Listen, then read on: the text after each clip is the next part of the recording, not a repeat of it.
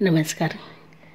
मधुरम चॅनलमध्ये तुमच्या सगळ्यांचं पुन्हा एकदा स्वागत. आपण गीता महात्म्य बघतो. गीता महात्म्य भगवद्गीतेच्या 18 अध्यायांचं महात्म्य. का तो अध्याय म्हणायचा त्याच्यामागची गोष्ट मी थोडं सोपं म्हणून म्हणले. पद्मपुराणात सांगितलेल्या या कथांचा आधार घेत आपण गीतेचे 18 अध्याय का म्हणायचे, प्रत्येक अध्यायाचं ची पूर्वपीठिका काय थोडंसं बोलण्याचा मी प्रयत्न करते आणि त्याचं महात्म्य आपण बोलतोय सांगतोय. तर जसं मी बोलले की 18 अध्यायांचं छान गजरा आहे किंवा तोरण आहे असा शब्द मी वापरते. प्रत्येक अध्यायामध्ये काही ना काहीतरी संदर्भ वेगळे नवीन आले. एकामध्ये अनेक संदर्भ आपल्याला बघायला मिळाले. पण हा आज बोलणारे मी तो 14वा अध्याय.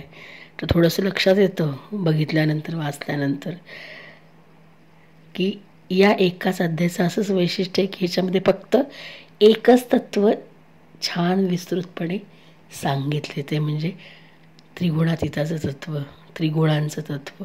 तेवढा एक छान संदर्भ छान पटवून दिला आहे. तर या अध्यायाचं वैशिष्ट्यच म्हणता येईल, गुणत्रय विभाग असं म्हणता येईल. 14वा अध्याय बघा. 14वा अध्याय आला तरीसुद्धा अर्जुनाचे प्रश्न काही संपतच नाही आहेत.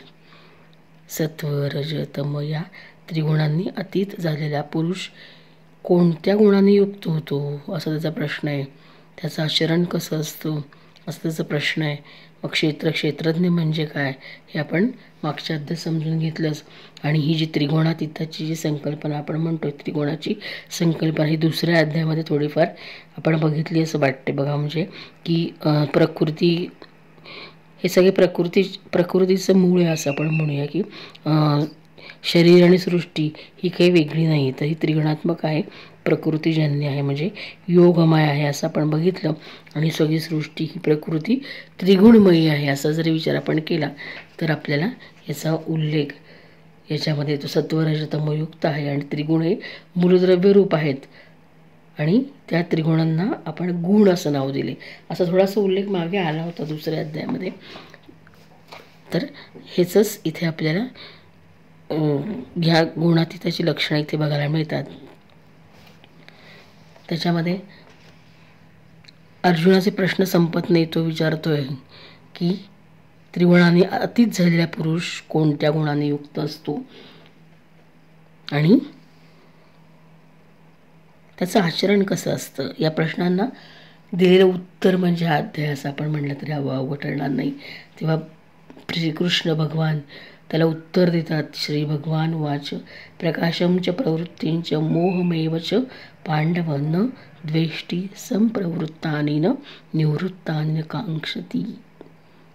पांडव प्रकाशमय च प्रवृत्तिम मोहम एवं संप्रवृत्तानि न द्वेष्टी च निवृत्तानि न कांक्षती असं जाणवय.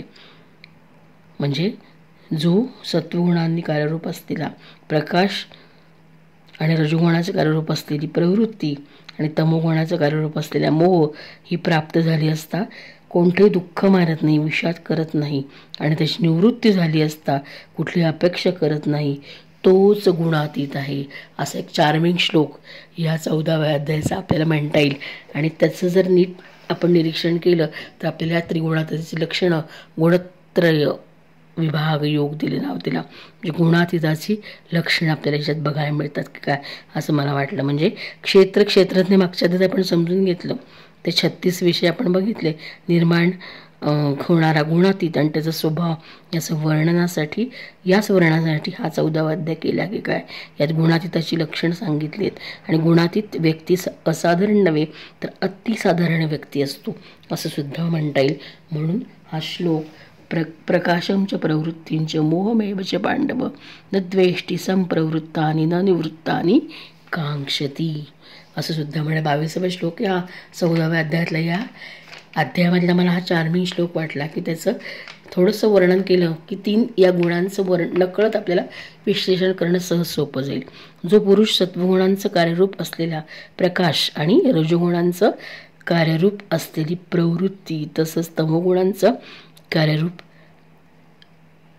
असलेला मोह हे प्राप्त झाले तरी दुःख मारत नाही, विषाद करत नाही, निवृत्ती झाली असता अपेक्षा आकांक्षा ठेवत नाही तो गुणातीत, असं थोडक्यात आपल्याला इथे सांगता येईल. म्हणजे गुणातीताची लक्षणं देताना या सत्व रज तम या 3 गुणांचं विश्लेषण करणे इथं भाग आहे. परमात्म्याच्या ठाई एक भावनेने नित्य स्थित राहून त्रिगुणमयी मायेच्या या संसारातून अलिप्त झाला अशा गुणातीताचा अभिमान रहित अंतःकरणात 3 गुणांचं स्वरूप प्रकाश, प्रवृत्ती, मोह उत्पन्न झाल्या न झाल्या तरी त्याच्यात इच्छा द्वेषाचे विकार उद्भवत नाहीत. आणि हेच गुणातीत ज्ञानी असण्याचं महत्त्वाचं लक्षण आहे असं इथं आपल्याला सांगता येईल. म्हणजे प्रकाश सत्वगुण आहे, प्रवृत्ती रजगुण आहे आणि मोह तमगुण आहे. म्हणजे अंतःकरण जसं आपण बघितलं 5 विषय आपण बघितले की त्याच्यामध्ये मन, बुद्धी, अंतःकरण हा पण विषय आपण मागच्या अध्यायामध्ये बोललो होतो. अंतःकरणातला आळस नाहीसा होऊन तिथे चेतना उत्पन्न होते तो प्रकाश, आणि त्यामुळे अंतःकरणात ज्ञानाचा उदय होतो. आणि प्रकृती कर्माकडे धाव घेतेच लोभ आसक्तीचा पाश सोडायला लावते. तमोगुण मोह, प्रमाद, निद्रा, आलस याच्या अतिरेकाने इंद्रियामधील चेतनाशक्तीचा लोभ करतो. म्हणजे अज्ञान म्हणजे मोह असं सुद्धा म्हणता येईल. सोप्या भाषेत अंगातला आळस काढून टाकणे, उत्साह दाखवणे, आनंदी राहणे हे सगळे त्रिगुण आपल्यामध्ये कशा प्रकारचे आहेत हे ओळखणं आपल्याला जज करता येणं सहज शक्य होईल.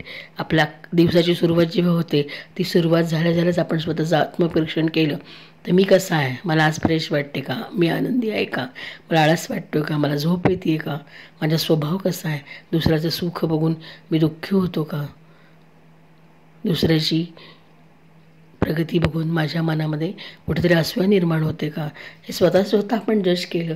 प्रत्येक आपल्या दिनचर्येशी, आपल्या दिवस किंवा आपण आत्तापर्यंत जगतो आयुष्य त्याच्याशी, तरी आपल्यात कोणते गुण आहेत, आपण गुणातीत आहोत का, आपले त्रिगुणमध्ये कोणता गुण सत्व जास्त, रज आहे का तम आहे, हे आपल्याला सुद्धा ओळखता येईल की हो, येईलच ना. थोडक्यात इथे सांगतात की अज्ञान म्हणजे मोह या 3 गुणांचा अतीत केला तो गुणातीत. कोणाला गुणातीत म्हणायचं की जो अंतःकरणातला आळस नाही, ज्याच्या अंतःकरणामधला आळस नाहीसा होऊन तिथं चेतना उत्पन्न होते तो प्रकाश, अंतःकरणात ज्ञानाचा उदय होतो, प्रवृत्ती कर्माकडे धाव घेते आणि आसक्तीचा पाश सोडून टाकते. आणि तमोगुण मोह, प्रमाद, निद्रा, आळस यांच्या अतिरेकाने इंद्रियामधील चेतनाशक्तीचा लोप करतो तो मोह. आणि हा मोह म्हणजेच अज्ञान आहे. आणि ह्या 3 गुणांचा अतीत गेला तो गुणातीत असं सुद्धा आपल्याला म्हणता येईल. म्हणजे गुणातीताकडून प्रवृत्ती कार्य करून घेतेच. आता उदाहरण द्यायचं झालं तर आकाशात तळपणारा सूर्य किंवा समुद्राच्या लाटा, समुद्र, हिमालय जो स्थिर आहे, अग्नी, आपण रोज अग्नीचा वापर आपल्या आयुष्यामध्ये रोजचा आहे. तर ह्या सगळ्या गोष्टी कशा आहेत की कोणत्याही बाह्यक्रियाने कधी विचलित होणार नाहीत. कारण का होत नाहीत, कारण त्या गुणात येते, त्रिगुणांनी प्रभावित त्यात होत नाहीत, कारण ते आतून कसे आहेत, स्थिर आहेत. म्हणजे जे होते ते सर्व प्रकृतीचा खेळ असं ते मानतात आणि त्यामुळं ह्या गोष्टी अचल असल्या आहेत आणि त्यांच्यामध्ये कधीही बदल होत नाही. असं कधी झालेलं आठवतं का आपल्याला की आज भरपूर बर्फ पडला म्हणून हिमालयाला हुरहुडी भरली आहे? नाही. सूर्यास्त तळपलाच नाही असं कधी झाले का? नाही. तर या गोष्टींमध्ये त्रिगुणातीतात म्हणजे किती प्रकृतीमध्ये बदल झाला तरी त्यांच्यामध्ये कधीही काही बदल होत नाही, कारण ते आतून शांत असतात. बघा आता इथं पुन्हा वेगळा विषय बोलता येईल की आतून शांत होणं म्हणजे काय असं समजून राहतो. तो केवळ साक्षीभावाने गुणातीताचं हे मौलिक लक्षण आपल्याला म्हणता येईल की हे सगळं होतं ते प्रकृतीचा खेळ आहे असं समजून जो राहतो तो गुणातीत असं सुद्धा आपल्याला म्हणता येईल. आता मगाशी मी म्हणलं की गुणातीताचं मुख्य लक्षण आहे, मगाशी आपण बोललो की सत्व रज तम या त्रिगुणांचा कसा आणि तो आकांक्षा अपेक्षा ठेवत नाही तो गुणातीत हे आपण सांगितलं. तर तशाचप्रमाणे जेव्हा कोणत्याही बाह्य वस्तूपासून जो डळमळत होत नाही तो कसा आहे, गुणातीत असं सुद्धा म्हणतात. आणि हे गुणातीताचं मौलिक लक्षण आहेत जे त्याचे गुण आपापली कर्म करतच राहतात. तो अहम ठेवत नाही तर तटस्थ राहतो. मला जे काम नेमून दिलेलं आहे, मला जे जमतं ते मी व्यवस्थितपणे करतो आणि तुम्ही व्यवस्थितपणे करणार. त्याच्यामध्ये इतर गोष्टीमुळे माझ्या मनामध्ये, माझ्या क्रियामध्ये कुठलाही परिणाम होऊन देणार नाही, होणार नाही असं ज्याला वाटतं, जो सतत दुसऱ्याशी तुलना न करता तर सतत कौतुक करत राहतो, जो स्वतः प्रत्येक गोष्ट साक्षीभावाने बघतो, तो गुणात येते असं सुद्धा आपल्याला म्हणता येईल. त्याची असंख्य उदाहरणं आपल्याला समजून सांगता येतील, पण आपला तो विषय नाही. तर आपण इथे फक्त गुणातीत म्हणजे काय एवढं बघतोय, कारण हा अध्यायाचं नाव असे गुणत्रय विभाग योगो नाम. प्रत्येक जन्मात हे गुण गुणातीताचे गतिमान होत राहतात. आता या जन्मामध्ये तुम्ही केलेलं काम हे तुमचं ॲड होऊन पुन्हा पुढचा जन्म तुम्हाला असतो, ते ॲड होऊन परत पुढचा जन्म असतो, पुन्हा पुनर्जन्माची कन्सेप्ट हा पुन्हा वेगळा विषय होईल, त्याकडे वळायचं नाही आपल्याला. प्रत्येक जन्मात हे गुणातीताचे गतिमान होत राहतात आणि तो ज्ञानी बनत जातो, वाढ होत राहते त्यात.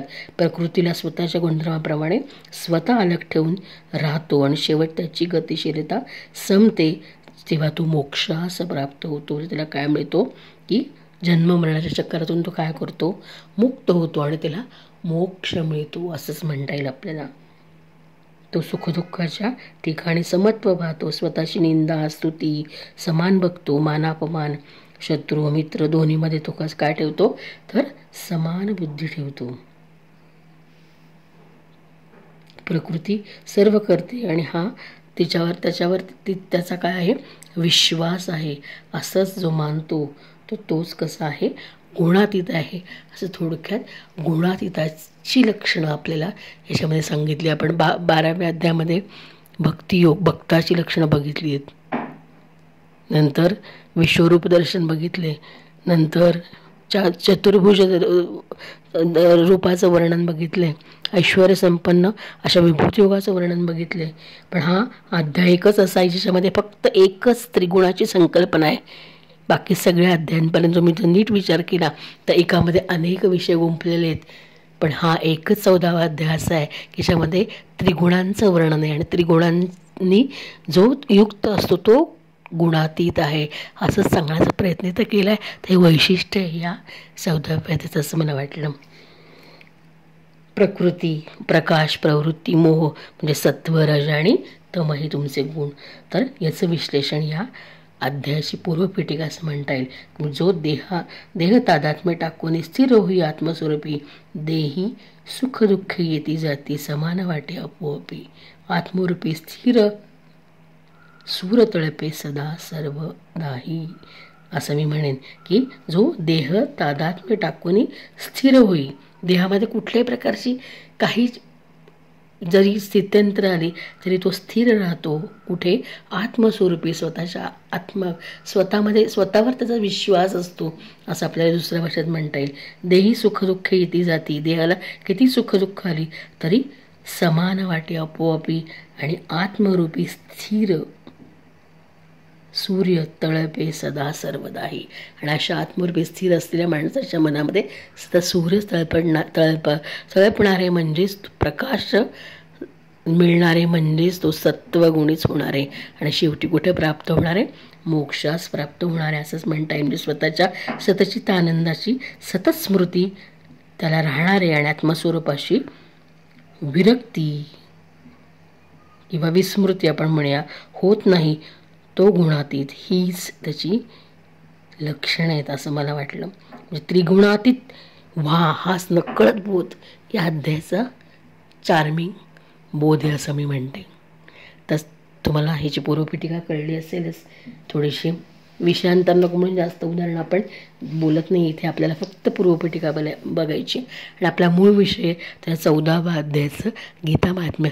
का 14वा अध्याय गीतेचा स्मरावा, म्हणावा, कंठस्थ करावा, तर त्याचं गीता महात्म्य. श्री भगवान म्हणाले, ज्ञानातीलही अतिउत्तम ते परमज्ञान मी तुला पुन्हा सांगतो की जे जाणल्याने, कोणाला सांगतायत ते तर पार्वतीला, जे जाणल्याने सर्व मुनिजन या संसारातून मुक्त होऊन परमसिद्धी पावली आहेत. जसं आपण बघितलं हा गुणातीत कसा होणार आहे, शेवटी मोक्षासच प्रदान होणार आहे जेव्हा तो आत्मस्वरूपी स्थिर असेल. हे ज्ञान धारण करून माझ्या स्वरूपाला प्राप्त झालेले पुरुष सृष्टीच्या आरंभी पुन्हा जन्माला येत नाहीत आणि प्रलय काळही व्याकुळ होत नाही, कारण त्यांना मोक्ष मिळतो. हे अर्जुना, असंच थोडंसं लक्षणे तर सांगितले. आता ते पार्वतीला जेव्हा अध्याय सांगतो, म्हणजे या अध्यायाची पूर्वपीठिका आहे असं आपल्याला म्हणता येईल. मग आता महादेव म्हणतात, भगवान म्हणतात की पार्वती, आता मी संसार बंधनातून सुटण्याचं साधन असणाऱ्या तुला या 14व्या अध्यायाचं महात्म्य सांगतो, म्हणजेच मोक्ष मिळतो. सिंहल द्वीपात विक्रम बेताळ नावाचा एक राजा होता. तो सिंहासारखा पराक्रमी आणि कलांचे भांडार होता. एकदा तो शिकारीसाठी राजकुमार व 2 कुत्र्यांसह एका रानात गेला आणि तिथे गेल्यावर त्याने अतिशय वेगाने पळणाऱ्या सशाच्या मागे आपल्या कुत्रीला सोडले. तेव्हा सर्व प्राण्यांच्या देखत ससा असा पळाला की जणू कुठे उडून गेला आणि पळता पळता अतिशय थकल्यामुळे तो एका खंदकात पडला. तिथे पडल्यामुळे कुत्रीला सापडला तर नाहीच, उलट अतिशय शांत वातावरण असलेल्या जागी जाऊन पोचला. तिथे हरिण निर्भयपणे झाडांच्या सावलीत बसून राहत. वानरे देखील आपोआप खाली पडलेल्या नारळावर व पिकलेल्या आंब्यावर संपूर्णपणे तृप्त होत. तिथे सिंह हत्तीच्या पिल्लांबरोबर खेळत आणि साप न भीता मोरांच्या पिसाऱ्याखाली बसत. कारण तिथे एका आश्रमात वत्स नावाचा मुनी राहत असे.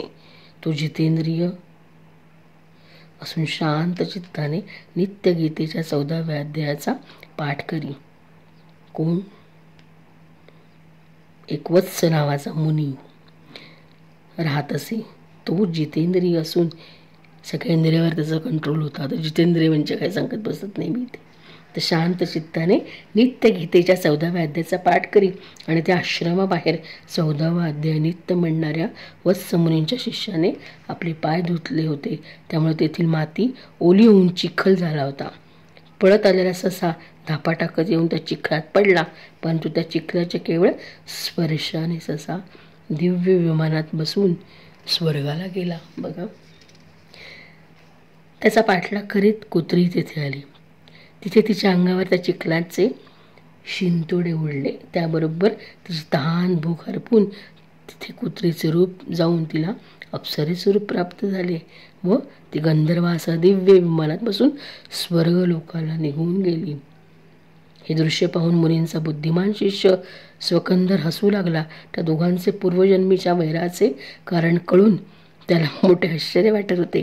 त्याच वेळी राजाचे डोळेही आश्चर्याने विस्फारित झाले. त्याने भक्तिभावाने नमस्कार करून सुकंदर मुनीला विचारले, विप्रवर्य, नीच योनीत जन्माला आलेले ससा आणि कुत्री हे दोन्ही प्राणी अज्ञानी असूनही स्वर्गाला कसे काय गेले? सुकंदर म्हणाला, राजा, या अरण्यात वत्स नावाचे मुनी राहतात. ते संयमी महात्मा आहेत. ते गीतेचा 14वा अध्याय नित्य म्हणतात. मी त्यांचाच शिष्य असून मीही ब्रह्मविद्येचे विशेष ज्ञान मिळवले आहे. गुरुजींच्या प्रमाणे मीही 14वा अध्याय नित्य म्हणतो. मी पाय धुतलेल्या पाण्याचा स्पर्श झाला नाही. ससा व कुत्री स्वर्गाला गेले. ते पाहून मला हसू का आले ते आता सांगतो. बघा, म्हणजे काय किती महत्त्व आहे. म्हणजे जसं दुसऱ्या भाषेत सांगायचं झालं तर एखादा पवित्र चांगला मनुष्य आपल्या आयुष्यात असेल आणि नुसतंच केवळ त्याच्या असण्याने, किंवा आता घरातलं उदाहरण घेऊया आपण, की घरात एक 5-6 लोक राहतात. प्रत्येकाचे स्वभाव वेगळे, कारण सगळ्यांचे स्वभाव वेगळे असतातच. तर त्यातला एखादा माणूस असा असतो की त्याच्या केवळ असण्याने सुद्धा आपल्याला खूप छान वाटतं, तो आनंद देऊन जातो. त्याचं घरात असणं आपल्या घराला आनंददायी करतं. त्याचं बोलणं, त्याचं वागणं आपल्याला आकर्षित करतं. तर तसंच की नुसता स्पर्शाने त्या पाण्याच्या कशामुळे, तर त्या मुनी कशाचा पठण करत होते, तर गीतेच्या 14व्या अध्यायाचं पठण करत होते आणि त्यामुळे मुक्ती मिळाली. म्हणजे सहवास, संगत, सोबत आयुष्यामध्ये मित्र किती महत्त्वाचे आहेत त्याचं एक वेगळं उदाहरण याच्यामधनं आपल्याला नकळत देता येईल. तर तो विषय पुन्हा वेगळा होईल, तिथे आपल्याला त्याचं उहापोह ते करायचं नाही. पण केवळ संगत चांगली असणं, चांगले विचार असणं, चांगली माणसं आयुष्यात असणं आणि चांगल्या गोष्टींचा अवलंब करणं किती महत्त्वाचं आहे ह्याच्यावरनं नकळत थोडंसं बोलता येईल. म्हणजे मी पाय धुतलेल्या पाण्याचा स्पर्श झाल्यानं ससा आणि कुत्री स्वर्गाला गेले. ते पाहून मला हसू का आले सांगता येत नाही. हे आता सांगतो. महाराष्ट्रात प्रत्युदक नावाचे मोठे शहर आहे. तिथे केशव नावाचा कपटी लोकात अग्रगण्य असा एक ब्राह्मण राहत होता. त्याच्या बायकोचे नाव होते विलोभना. ती स्वच्छंदपणे वागणारी बाई होती. त्यामुळे तिचा राग येऊन केशवाने तिला ठार मारले. त्या पापामुळे तो ससा झाला. तसेच ती बाईकी स्वतःच्या पापकर्मामुळे कुत्री झाली. महादेव म्हणाले, ही कथा ऐकून श्रद्धालू राजाने गीतेच्या 14व्या अध्यायाचा नित्यपाठ चालू ठेवला आणि त्यामुळे त्याला परमगती प्राप्त झाली.